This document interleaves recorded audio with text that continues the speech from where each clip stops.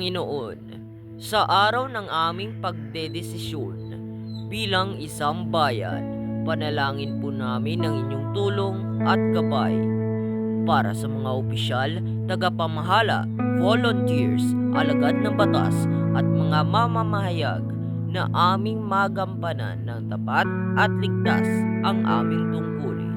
Para sa mga botante na pumili ng tama at iboto ang tunay na mga karapat-dapat, at para sa mga mahahalal na bigyang dangal ang kanilang pwesto at pahalagaan ang tiwalang ipinakaloob sa kanila ng taong bayan.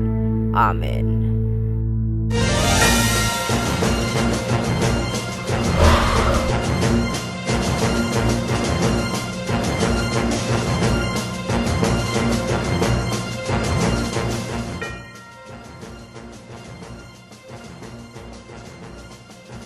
Magandang umaga Luzon, Visayas at Mindanao. Ako si Prayable Tomato at ito ang Botohan 2025 Unang Bugso.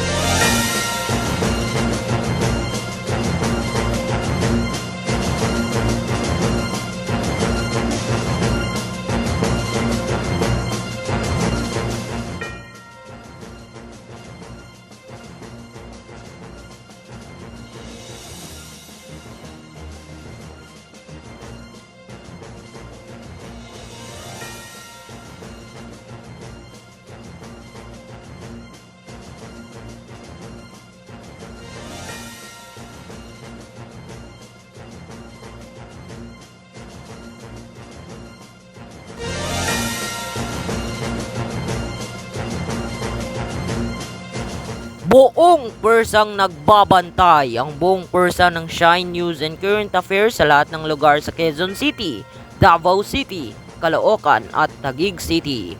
Nakabantay sa Quezon City si Justin Original User. Nakabantay naman sa Caloocan si Athena Roxford.